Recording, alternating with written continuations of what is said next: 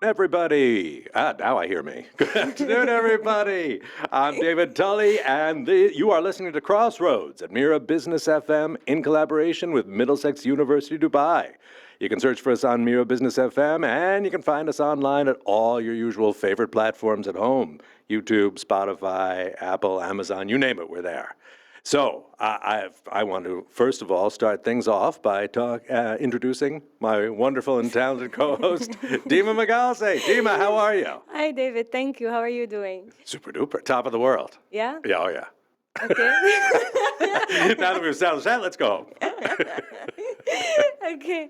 Define top of the world. What made you feel top of the world? It's been a good week. Do I want to go into why it's been a good week? Not really. I don't think the listeners are interested in that. But grading is over. Woo-hoo! Since we are university lecturers, that is not unappreciated by me. But you last week, our guest Teva Panir was on, and we were talking about AI, and you were saying, as we sauntered into the studio, that you had some follow-up about AI that you wanted to bring up. Funny enough, I feel that each week we're talking about something. The next episode with a guest speaker builds up kind of on the previous topic where we ended there. That's the hope. Yeah, that there is some honestly, sort of continuity. like we start somewhere, we end it. It's like it naturally. It's a bit of making this up as we go along, but not entirely. So I remember last time when we talked about storytelling, AI, all these kind of things, and we spoke also about film festivals, and we spoke about Sundance. So after we got that, Sundance Institute announced that they have like a 3-year AI literacy initiative where they want to teach basically 100,000 independent filmmakers of using AI. And this is funded by Google, or collaboration by Google, with $2 million. So this because we were talking also about the shift, right? That between filmmaking, AI, keeping authenticity, all these kind of things. And I remember also last time at the end of the episode where we asked him about authenticity, what are we compromising on while leaning towards AI, and he was kind of upset with his ending it on... It ended on a bit of a bummer, as I recall. Exactly, but... Nothing's real anymore. We're all in a Philip K. Dick novel. You can't tell what's real and what isn't. But this is for you, Teva, because today also we're talking about authenticity in storytelling, and especially when it comes to documentaries, photojournalism, and that's why we have our guest today, Ilvy. The whole practice round. We spent 10 minutes trying to get that, and you did say very helpfully, it's like new kitchen, exactly. correct? Like new kitchen. Funny enough, I was trying to remember the kitchen part, not here. Renovated kitchen. That's sounds very similar. And she's coming all the way from Amsterdam. She's a photojournalist, filmmaker, educator, and a podcast host, with more than 20 years of experience. Which means she's going to show us how it's done. Yeah. No. Known for a long-term documentary project that explored social issues, identity, inequity, and human experience. Welcome to the show, Ilvy. Thank you so much. How are you doing? I'm very happy being here. I love the energy already. Lots of laughing and smiling. And we're in a beautiful spot. And an I love being aquarium, here. as you called it before. It's an aquarium. It does feel a bit like an aquarium. Get people in fish costumes to go by next week. Well, I feel like we're the fish. We have to be in the fish costume. You're right. We found our theme. Yeah. In the fishbowl, we're going to call it. We are in the aquarium. It's the people outside that are going to be looking in. So it's not crossroads, it's fishes crossing roads. Exactly. No, but it's nice being here. Thanks so much. Thank you. Thank you, Ilvy. So just... we're going to talk more about photojournalism. We're going to talk more about especially documentary storytelling, authentic storytelling, because as we ended with Teva last week of how AI is taking over some parts and how does it get incorporated into documentaries as well. So maybe we can I want to add one little news bit. I actually sent it to you right before we got here, but I think you guys were on the road. And Variety just announced about an hour ago that the Screen Actors Guild is sitting down with producers, with studios to make a deal. Now, you might remember that all the screen actors went on strike about 3 years ago, and one of the big deals with that was AI, the use of AI and AI likenesses, AI voices, as we talked about last week. And there's that Tully, the AI performer. So they're basically throwing in the towel and saying they're going to have a Tilly tax. And that is, if you use AI performers like Tilly has a full name too, even though Tilly's an AI simulation. If you use Tilly or somebody like Tilly, you have to pay a fee, basically like a tax But they fee on for using who? AI to the Screen Actors Guild. Because you're not using real screen actors, you got to pay for to use the But then simulated actors actors. are not benefiting from that. Like it remains No, same no, issue, they're no? not. It doesn't change anything. Basically, the issue has not gone away. That's the thing. And they're kind of admitting. The upshot of the article was they're admitting the issue won't go away. That's what I think. You can't really fight this, right? Yeah. There's That's no way, exactly how it's they too put big. it. You can't fight it. I get these questions a lot about my own images. Like, aren't you afraid that your images are being used by machine learning and that I'm actually, yes, maybe, no. Afraid is not the right word for me because I think it's already happening. It will happen more. It has already happened so much.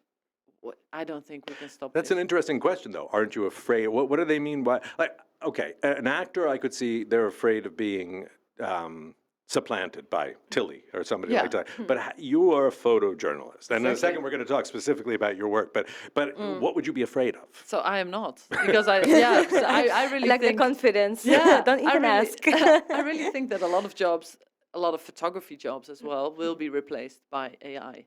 If you look at models, let's say modeling clothing for big brands, that's already being done a lot with AI because it's very easy to stick the same dress onto 75 different models in 30 different countries with AI instead of traveling with a whole crew and models with all the clothing to a place. Yeah.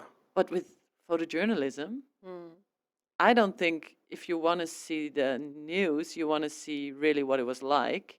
And of course, that can be recreated with AI, but I don't think people want to watch a newspaper knowing that the images are created. You could see it with COVID. Newspaper subscriptions are not popular, or they're getting least popular. But during COVID, they went up. Everyone was They did? Yeah, a lot. The subscriptions with New York Times, but also with the Dutch newspapers, they went up a lot because people wanted to know for real what was going on. They wanted to read the news. And they have enough time working from home or something, or those who lost their jobs. Exactly. Yeah, it's true. So It's like, did you see those photos of that town in eastern Russia last week, the snow? And there was this a tidal wave of snow. And it was on major news sites. I honestly, at this moment, can't remember any of them. The next day, they then had to all announce, nope, it was AI. Oh, it was AI. Many were duped. So, I mean, regardless of the platform, the risk is getting there. Yeah. But it could never endanger what you do.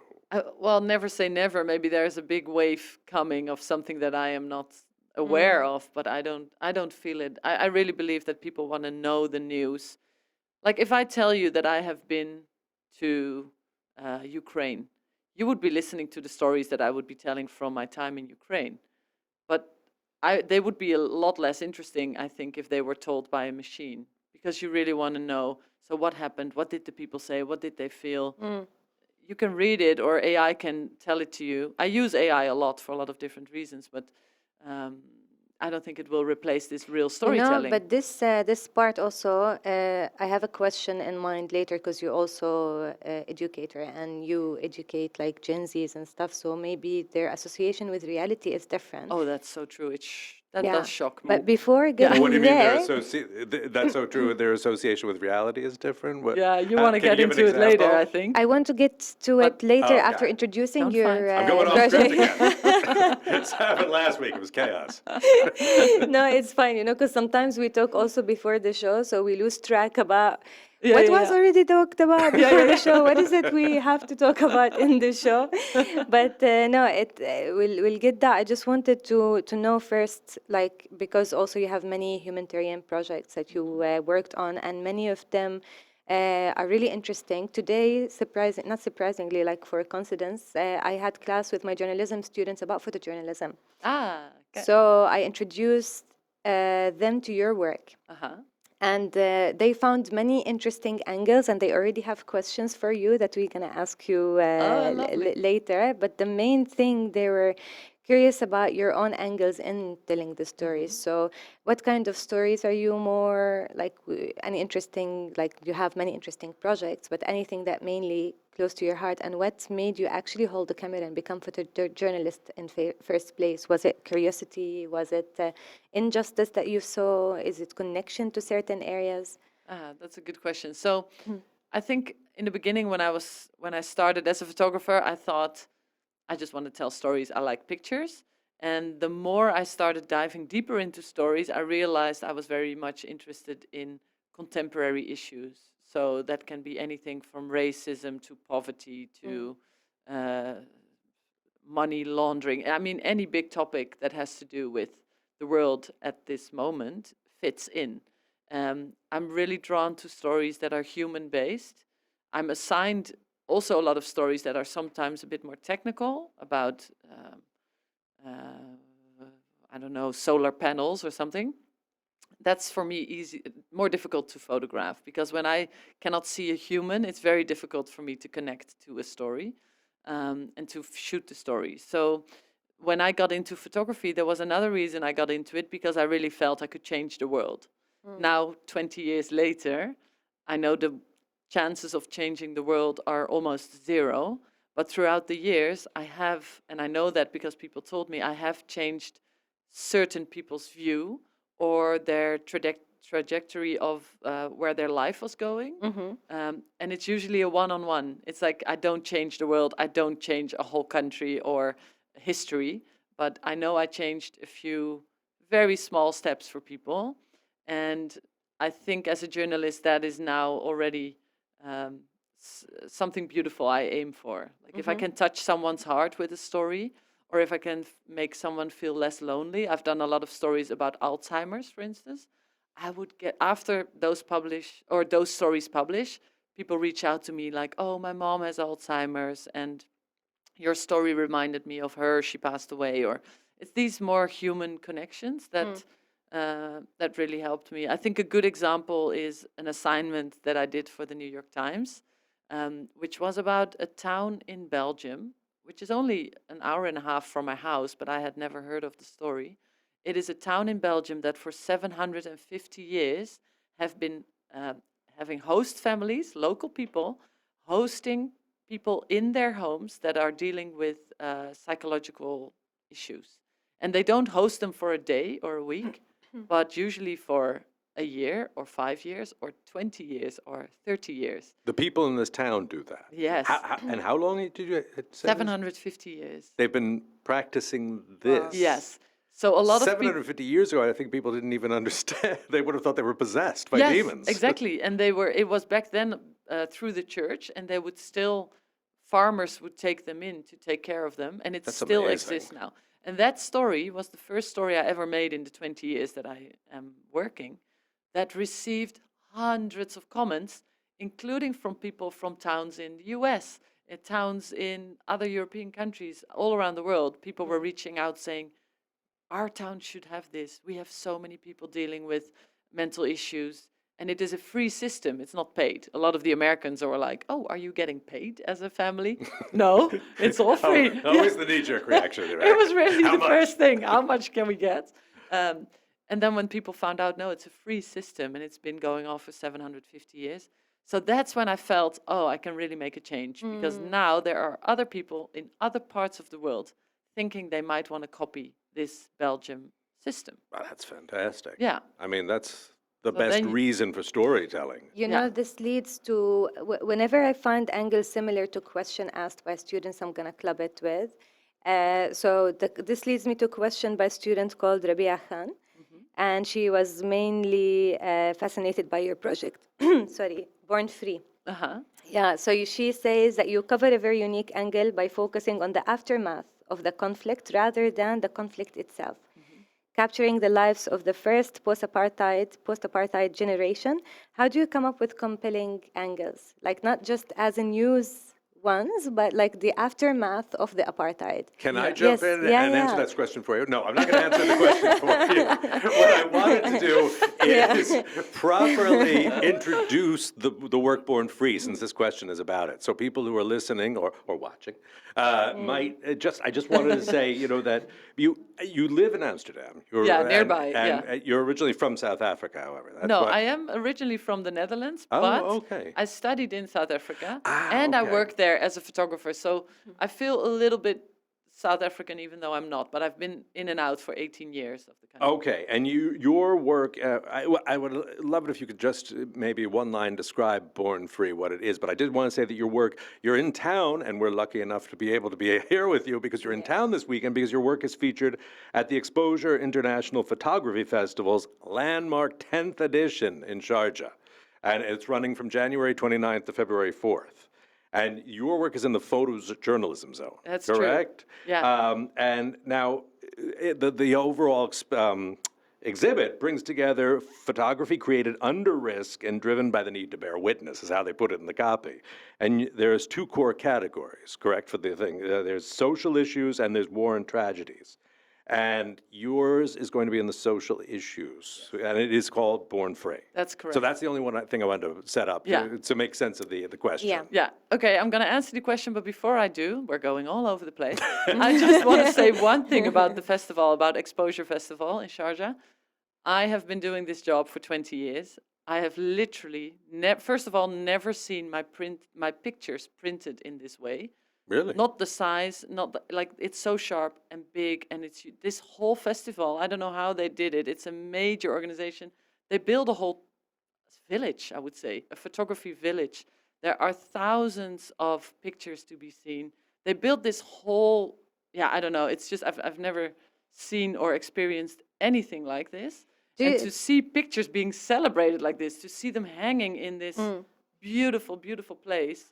Fantastic. I've never, all the photographers there were all like, wow, have you ever experienced this? None of us have. And it's only amazing. going to be open for this 1 week, correct? I know, January it's 29th to insane. February 4th. Yeah. So get in your cars and get there now. You really should, absolutely, like get in your car and go see it, yeah. So I'm very proud to have Born Free there. So in one line, to You do explain, Just to explain what throw it Born out Free at is, yeah. It's like, certain boundary. going everywhere. So Born Free, I've created this story Born Free about the generation growing up, like you said, after the apartheid system. And the reason I did that, I worked in South Africa on this project for about 18 years. I flew in and out, but I also used to live there. And when I lived in South Africa for the first time in 2004 as a student and in 2007 as a photographer at a newspaper there, I realized, wow, the young people are super active. Like when there was a riot, the young people are in front. When there was demonstrations, they were always there. And I'm from the Netherlands. Everything is overly organized. People are not doing any demonstrations for anything. Back then, like 20 years ago, not at all. I had never had a demonstration when I was younger, never joined one. Now we have them for the climate and for when COVID was happening, these things. But when I arrived in South Africa for the first time and I saw all these active young people, I realized, wait, these people have something to fight for. They want better roads, better schools, more equality. And again, this is 2004. This was 2004, Right. exactly. And then when I was back there in 2007 and I started working as a photographer, I realized these young people, I want to put the spotlight on them because for the first time in that whole generation, they on paper are equal. And I'm saying that on paper as a big remark because when Nelson Mandela became president in 1994 and he said all races are in our country are now being treated equally, of course in the minds of people they were still used to white people being having more rights. The schools used to be divided in black and white. The swimming pools used to be divided in black and white. The trains, everything was into two colors. And when you cross that off on paper and you say we are no longer living like that, it doesn't mean that It goes away. That it goes away, exactly. But then this whole new generation was born. The year Mandela became president. 94. Exactly. Yeah. So I decided I want to focus on kids that are born around the year 94. And I want to see what it's like. You were a baby when everything became equal. What is it like now? You're now 20, you're now 25. So I started following them, and I just never stopped because it made me realize there's so much to their story, because they gained a lot, they won a lot by becoming equal on paper, and they won a lot about being able to go to a better school. But on the same time, there were no repayments being made. So the poor black kids in the poorer areas are now, 30 years later, still many of them living in the poorer areas that have, they don't have the best schools. The good jobs are far away from these poor areas. That didn't change. So So- that's why I'm still photographing. So born free refers, they're the first generation born after Mandela became president. Yeah. And you followed them from about the age of 10, say, if they were born in 94, Yeah, you the followed young- them from 2004 Yeah. to the age Yeah, of about... 2007 I started, so a bit later, but yeah, like And then till up to the present, correct? exactly. Yeah. So, okay, so that's quite an impressive That's- scope to it. Yeah, it is. And I did finish the project a couple of times already. I made a book, and then I made an interactive website, and I keep saying, now I'm done. And then there's new elections. What's the name of the book? Riots. It's called Born Free. And it's actually, the book should have had a question mark, Born Free, because it's more a search into how free are they really. Yeah. And you, sorry, we will come No, back to no, the no, no, question no, in 1 in second, but the- I'm curious, you said you came there in 2004 and then again in 2000, did you leave in 2004 and then come back in 2000? Yeah. And I'm curious because actually we were there at the same time in 2004. Oh, really? I lived there for about 4 months, Oh, cool. making a sci-fi network miniseries. While she was dealing with the real life story. Exactly. David Well, was I was making sci-fi. a terrible, terrible science fiction miniseries. It did, however, get the set rating records for a Monday night for the Sci-Fi Network. So, Well you know. done, well done. I feel there was a victory of some sort. But I do remember that the young people were far more optimistic and happy than the older people. That was my general impression across the board. There was a lot of bitterness and a lot of anger Yeah. amongst the older people. Very true. Did you find a difference in 2007? Because I was there in 2004. I've never been back. I'm wondering, was there a change for the better or worse in either age group? Very interesting question, because throughout the years it has been going, well, for the people who are listening and not looking at the camera, up and down. Like literally, I'm now doing it with my hand, but it was like a total curve from super positive. In 2004, I would say the young people were positive and the elder generation was not. And then when Zuma became, or was already president then, and he became very corrupt, it just went downhill very much. And the young and the old people became a bit more depressed about the whole situation. And it changed with every president, I would say. Then Mandela died. It also changed something. So I think currently what's happening, well, let's say 4 years ago, before the latest elections, the general feeling was that the system has failed them. Between white and black, a lot of the white people are complaining, saying we are now being, racism is now against us because we are not getting Reverse the jobs. racism now. Yeah. Exactly, reverse racism. I'm not even going to get into that. Exactly, that's a whole different story. Yeah. So that's what some of them are saying. But the black people also are not thriving. A lot of them are living below the poverty line. And then the last elections happened, and the ANC were not, for the first time ever, Mandela's party was not the majority vote. So it's slowly changing. I think the last elections made people a bit more optimistic, but throughout the years, it's been very much going up and down. And I think that's normal for any new democracy. Look at Bosnia. It's just as new. It's similar. Or 30 years ago was when the war happened. Yeah. And you see a country is searching for an identity. They're searching for And jobs. You know, like the system collapsed on itself when corruption happened. But why did corruption happen? I think mainly because when you have a corrupt president, your army is corrupt, and then your police is corrupt, and then the people on the street become corrupt because they know they can bribe the police. So the whole system fails.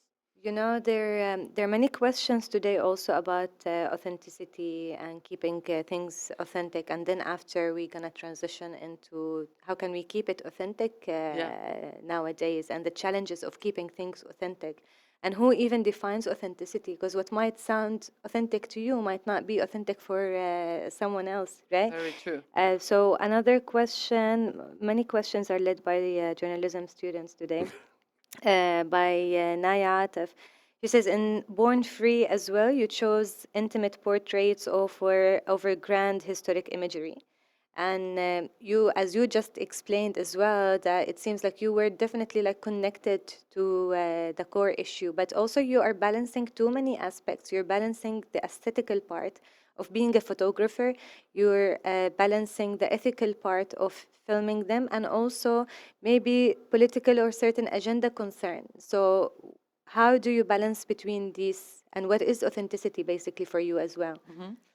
I think for me, what helps me find authenticity in my projects is staying with people and talking to them for a long time, and also asking my protagonist, how have you been portrayed before? And when I say you, I mean your group. Let's say I'm photographing homeless people. I always ask, so what is the way you don't want to be photographed? I like that. It's like, what is the stereotype of that? That what is the basically the fair way to do it for you? Exactly. That's really cool. Yeah. I'm curious what sort of answers you get. Oh, For with, something- a with question homeless like- people, 100% like me sleeping under a bridge, or it's the stereotypical Funny, images once that you said that, it's immediately popped like that, Yeah. right? they want to course. show the strength, and that's sometimes difficult because I also want to show the hardship. I'm not there just to tell a happy story, so I have to find a balance in between. So, for instance, with Born Free, I did take pictures of homeless kids smoking weed, but at the same time, I also showed them laughing and joking, and I want to balance it out. So for me, that is what authenticity is. And sometimes I don't even need to ask people because you kind of know what the stereotype might be.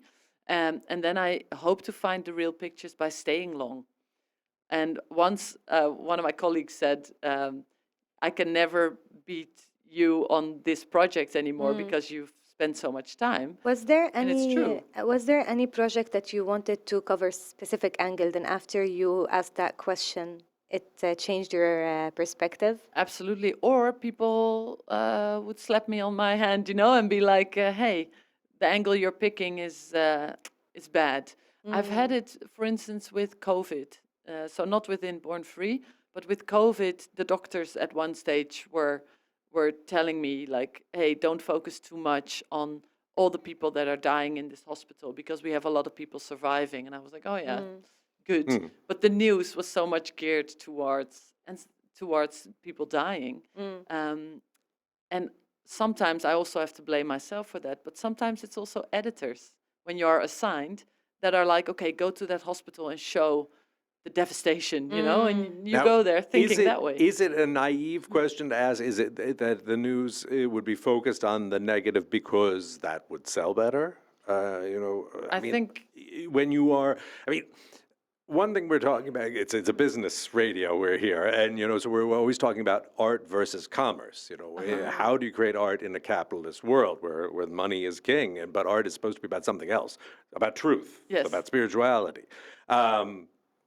If news, which is still storytelling, is deciding that a gothic slant on things, a dark, depressing slant, you think it's just that, or do you think that there's something else at stake, or is it really just about selling tickets? I think no. I think there's a bigger. That would surprise me in a way. I think people are drawn to reading sad news, but research actually shows. I recently did a talk about this that not positive stories, but stories that have a solution-based journalism. That about 70% of people would prefer those kinds of stories. And actually, after COVID, I diverted a lot of my storytelling towards solution-driven storytelling, because research also shows people are so ready to read those stories more. You can see it on places like TikTok and Instagram, mostly on Instagram. Positive stories, if you check the comments, it's always people saying, "Oh, I wish the news would focus more on this." And do you notice a difference in response? I to notice your a difference in response when I post about this, because people like positive stories. My very long-term, or not positive, but solution-based stories. The last story I worked on was that mental issue story in Belgium, but I did another one on co-housing, on people living together as families in a structure where you live together with your parents, or multiple generational living, which is a solution to loneliness, a solution to expensive housing. And it had so many positive reactions. And newspapers are now more drawn to showing these solution-based stories as well. So I think when you talk about authenticity and when you talk about what is a real story, I don't really think there's a real answer. But the only thing I can think of is authenticity to me is listening to your protagonist and photographing or filming them in a way that does justice, which means when you are editing your pictures, making selections, or when you are editing a video, of course, it's very tempting to put all the like harsh stuff in it, but it's not authentic, right? It's not the real life. When there's a war happening in Ukraine, I was so surprised because I only knew war from television. I went to Ukraine, the schools were still open. People were going to bars, partying. Really? Life doesn't stop. Yeah, so Because news you is don't see mainly that. focused on destruction. Exactly. So when I went Yeah. to Ukraine, I also photographed daily life. I love daily life. People find it boring sometimes, but I don't know how daily life can be boring. Daily life is what we have every day. To me, that's the most interesting. Also in newsy situations. Well, I mean, and also when you say daily life, this comes back to what we're. Oh, by the way, I should say to if you're just coming in, you're listening to Crossroads at Mira Business FM in collaboration with Middlesex University Dubai, and you can search for us on Mira Business FM. You can find us online at YouTube, Spotify, Apple, Amazon, etc. Thank you. Back to the show. So, I'm supposed to say that every few minutes, and I don't. So this time I just remembered as I was looking at the notes. But authenticity, I mean. Yeah, again, you're a storyteller. You are a storyteller of quote unquote truth, but I guess that's coming back to what we're talking about today. What is truth? And no matter, in a world shaped by quantum physics, we know that the observer shapes the observed, and that's inescapable. Yeah. So when you are observing daily life, you are shaping the daily life through your 100%. observation. So you are saying, in a sense, that when you say, I just love daily life, I guess my question is a roundabout way of saying, what do you like about daily life? Now, you could kind of argue that because I love daily life, my images will have more daily life. And is it then more authentic, or is it my view? It's always the view of the person photographing it. But I think what I'm now seeing in some students that I teach all over the world. A lot of it is online, but also in real life. In the Netherlands, I go to universities. I'm part of the Seven Foundation, which is the photography, it's a photo agency, but also foundation. And they do a lot of teaching, and students come into our school, our academy in Arles in France. And sometimes when you teach there, you find students from all around the world. Sometimes I get the question after teaching for like a full day, and they lift their hand and they say, can you talk me through this image? How did you set this up? And I'm like, hey, wow, I skipped a very important part in my lecture because I didn't realize some people think that as a news photographer, you're setting it up. stage it, yeah. Exactly.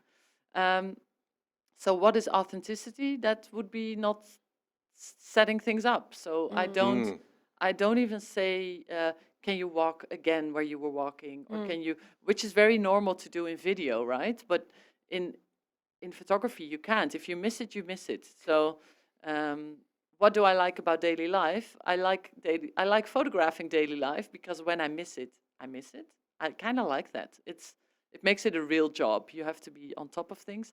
And the reason I like to photograph daily life is because all these boring things that we do in a day, from brushing teeth to waking up, brushing teeth, having breakfast. If you look at those images right now, when you take them of your day this morning, they might be boring. But if you look at them in 50 years from now, That's a good point. Yeah, it's like, wow, that's how they lived. Look at that Yes. bed. We don't sleep like that anymore. Look at that toothbrush. That's so old-fashioned. You're recording a You know- fleeting reality. Exactly. And an unposed reality. Everything too. that happens now, it's already history tomorrow. And I Yeah. love recording that. Sometimes I call myself an archivist. I feel like I'm more archiving life. That's So, yeah, I don't know. It's That's how such I an look at it. interesting angle because we always find it interesting to look back into, for example, in the 17th century, 18th century, this painting to indicate how people lived, but we're not giving same value to our daily life now. Yeah. But actually, it's a beautiful angle that, yeah, but this in 100 years' time or something, this is gonna matter. Absolutely. But I hope so, at least. Otherwise, my job is so useless. I'll become an accountant. it matters. Hopefully so. Speaking of your, because you mentioned also like how you deal with students, and this leads to the questions earlier when I mentioned that you're an educator, and nowadays and everything is fast-paced, use of AI, quick solutions, all these kind of things. What challenges are you finding now in this generation as Gen Zs in understanding authenticity? Apart from it being staged, because I faced this also in documentary class when everyone thinks that they are promoting the cause. Yes. But I'm like, no, you are just reflecting the cause, Exactly. keeping it as real and raw as possible. But still, even in the stages of filmmaking, it's so hard for them to detach because they grew up with staging things, with promoting, with Yeah. faking things. Even influencers themselves, when now they show their life, they're not showing it authentically. No. They are promoting their life. So how are you keeping balance through that, or like what challenges are you facing also in this generation? Well, my first challenge was within me because I didn't realize this. You already realized this from teaching. It took me a while to realize that this is what was happening. So then I have to remember when I start teaching that I first start talking about, well, the staging part, but also the fact, and we discussed this a little bit in the car here Yeah. when you picked me up, that younger people seem to be more afraid to talk to each other. So they don't get, they have a more difficult time, I feel, getting to the real story. Because if you're afraid to talk to a taxi driver or the woman behind the cashier, like the cashier in a supermarket, or your neighbor, or even talking to the parents of your friends that you are visiting, we didn't have phones when we were growing up, so we were just talking to each other, and it's a very normal to us, but it's not so normal for this generation. So that is one challenge. And also the fact that you can get so much from AI. And again, I really use AI for a lot of practical things like writing applications for grants or things that are practical. But when it comes to really human-to-human contact, I really prefer interviewing people, talking to people, being There's curious. no substitute. I'm sorry. There's there no is substitute. Exactly. It just doesn't exist. So that's the biggest challenge I face when teaching is that when I tell people, okay, and now you take your camera and you're going into the town and you're going to find a story. They come back with stories that are not really stories. It's promotion images. I went to a bakery. I took pictures of what they're making. Okay, that's a good start. So a generation of influencing has made people It's incapable of true. doing You know anything but why- acting like an influencer. It's Because absolutely they true. grow up with the stereotyped images anyway. Yeah. Like their And they're all visualization, posed. if we're talking about some topic, for example, our visualization would be closer to reality since we are like millennials or like previous generation or something. This is what shaped our childhood. But for them, their childhood is already shaped by these images, by And stereotyped it is images. their reality. Our reality So- was shaped a certain way. Their reality is shaped Yeah, a different Yeah, way. exactly. So Very true. that's also my question. How, like, when you tell someone understanding authenticity is being different from one generation into other. Now Yeah. their definition of the authenticity, seeing that bakery shop is authentic for Yeah, them. exactly. So then I try to explain when you are not doing anything online or not looking at like what is real life to you, and people have a very hard time answering that. But to me, it is feeling sadness, happiness, despair, all the feelings that we can feel, which for some people it's difficult to feel them even because they are glued to a screen or glued to working hard or making money. Because mind you, this generation also has to work hard especially in the Netherlands. I don't know about here, but we have a huge housing crisis in the Netherlands. So young people are living with their parents until they're 30 almost before they can move out. There's no money. So it's a hardworking generation. And at the same time, there's not a lot of connection. So I try, when I teach, try to ask them, what is life about? And for me, it's about these things, about love, about being sad, about being happy, all these things that you can feel. And then I tell them, okay, now go back to the bakery and try to photograph that. Try to photograph a feeling. So the bakery opens, like the baker starts baking at 5 o'clock. So you are going to be there at 4:30. So when he gets off his bike or out of his car and he looks tired and angry maybe because he has to wake up so early, you photograph him then. And maybe then you photograph him while he's having breakfast and he's almost falling asleep. So focusing on emotions rather than just... Exactly. A post bakery with a beautiful croissant holding it up and smiling. Trying to capture the unposed moments. in a way. Exactly. Yeah.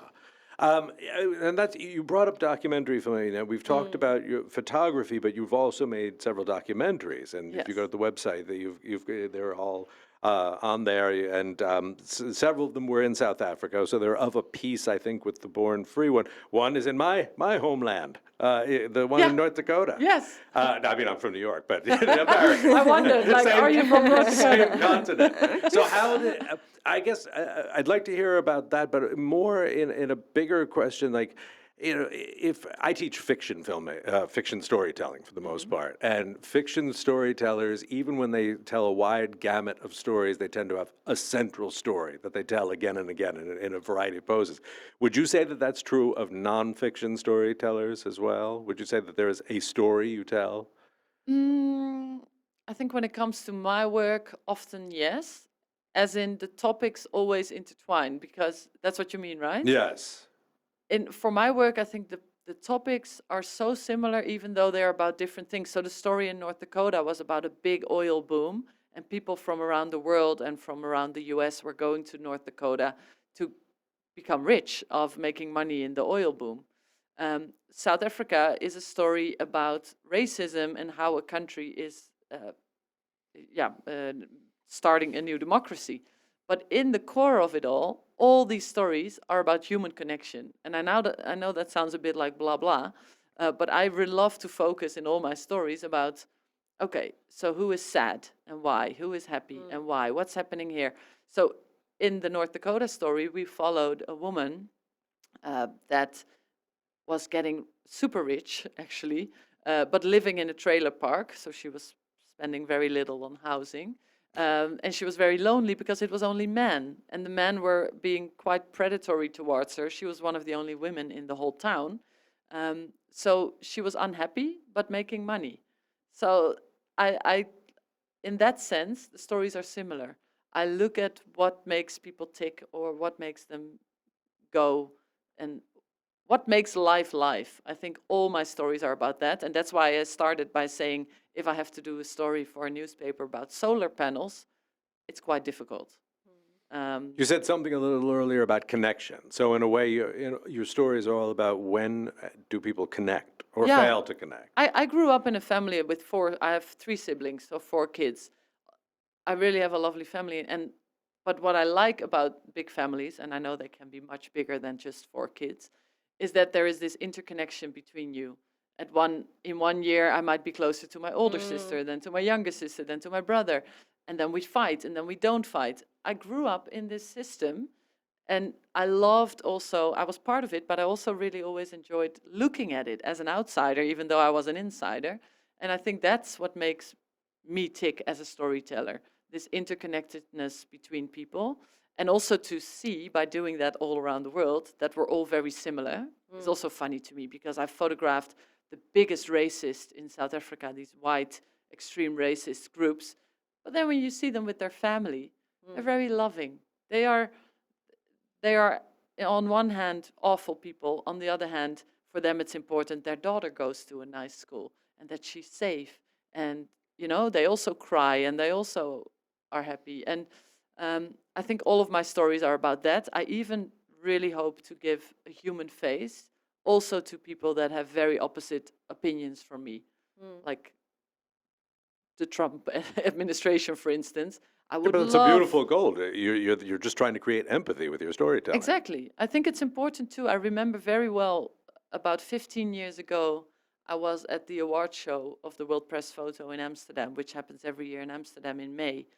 And there was a photographer who had to portray I think Al-Qaeda guy that killed many people. And he had to portray him in prison. And before he portrayed him, he asked the guy, "Can I give you a hug?" The photographer asked the Al-Qaeda man, "Can I give you a hug?" And the Al-Qaeda guy just started crying. And they hugged. And he was like, "Wow, that's the first human connection I have felt in a long time." And why did the photographer think? I think it's great that he did, but Yeah. it's not something that would have crossed my mind. But why did he think also, to do it? yeah, also before that, it would have never crossed my mind, but I never forgot it because it made me realize it's important for me personally, it's important to make people feel like a human being. And especially when All mainly people. violence comes from certain people or something, apart from political agendas or their goal and stuff, is usually lack of love. Yes. So maybe he thought that, okay, I would give him that first, and then we'll open his heart And into It something. did, and the image that he took won the World Press, and it's for a reason. You really see a human picture there. And I don't think the photographer did this as a trick. This has to be in your heart. And some photographers can do it and others can't. But you can learn it for sure, because that was a learning moment for me, to see all the people I photograph and all the people I meet on a daily basis. I don't like seeing them as, you are this type of person. I don't want to associate with you. Well, I think that's exactly it. He didn't do it as a trick. You don't do it as a trick. You actually care. It's clear. It comes Absolutely. across in talking to you. You care about people. Absolutely. I Yeah. remember I once watched Otherwise can't. a crime documentary, and it was like someone killed someone's son, and the father basically was in the courtroom. And though it's so devastating, he told the killer towards the end, he told him, like, I want to hug you, and I do genuinely forgive you, because you must have never witnessed love in your life to do such act. And it's then when the killer broke into tears. Yeah. So probably it's that It's thing. that it's that thing. And I think it's very important. I don't think you can be a photographer if you can't see that. I have a good example, and I hope they're not listening to this. I used to live with a family in the US for a year and a half, and I love them. It's already 25 years ago in South Dakota, actually. And they're the most loving people. I speak to them every now and then. Every year I try to go and visit. And they now voted for Trump, which each to their own. I'm not a fan of him, but people do vote for him, and they voted for him. I could then look at them like, oh, your ideas of the world are so different than mine. I hate you. I love these people. I love them, but we don't agree on political issues. Why don't we agree? Because they are seeing different news channels than I am seeing. The world is already a huge divided place. We don't have to add to it by then hating the other person that much that you cannot see them as a human being. And if I would not see people that I don't agree with as human beings, because they either did something awful like killing someone or voting for someone I don't believe in, if I would think like that as a photographer, I could not touch any subject. Because did you do like some photography that was against your beliefs, but because it's authentic and real, you like were keen on covering them? Yeah, absolutely. One of the biggest stories that I actually won a World Press Award with was about a racist camp for white people in South Africa. And this is one of your documentaries. Yes, exactly. Yeah. It's one of the documentaries, and it's also one of the works that's now showing at Xposure. It is a camp, a 9-day camp, where young people are being trained, young white South Africans, to become more racist. This was totally against everything I believe in. And I also told the leader of the camp when I was in the camp, I am believing the opposite of what you're teaching these children, and I think it's harmful to the children. And but what I also tried in my documentary, it's called Afrikaner Blood. You can find it on YouTube just by typing my name, Ilvy Njiokiktjien. Good luck with that. And Afrikaner Blood. Can we get that on the screen? We'll spell it out at the end of the show. Yeah, Okay. great. Or put it in the show notes. Yeah, we will. We will. For sure. There we go. So in the documentary, you see the boys saying awful things about black people, really awful.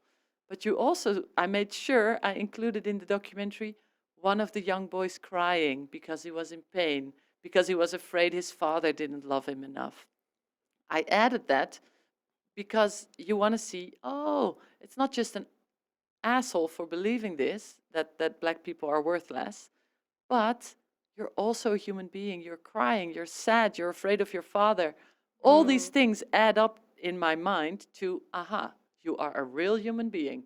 You are going to this awful camp, but you can also feel things. Weren't you afraid that this is going to come across on the wrong way, as in you're humanizing these things, like their perspective, but they're still human being, but it is still against what you're talking about? So how do you keep balance between how you want it to come across and how audience might perceive that?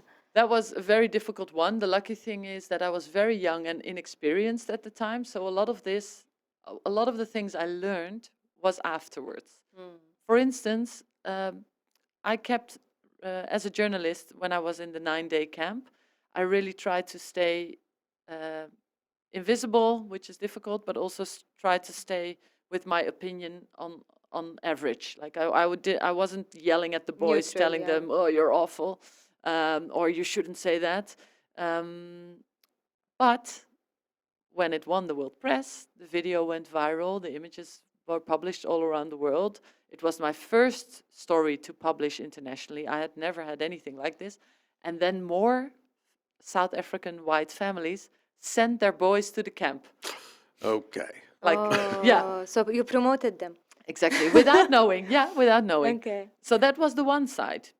Parents were like, "Oh, great camp. Let me send my kid there to become a racist." Now I know what to do with their summer vacation. On the other hand, there were thousands. On the other hand, there were thousands of people, and you can see on YouTube a few hundred of them commenting negatively about the camp, like, "This is awful, this is bad." So what I tried to do as a maker, I kind of stepped back, and I try to stay in the middle as far as you can, and I tell the story the way it unfolded, and then the public, of course, has an opinion. So when you go to YouTube and you look at the comments, you will see people fighting. But by doing that also you You showed, see that in every comment It's section. like, oh don't you? gosh, it's like a very average comment section.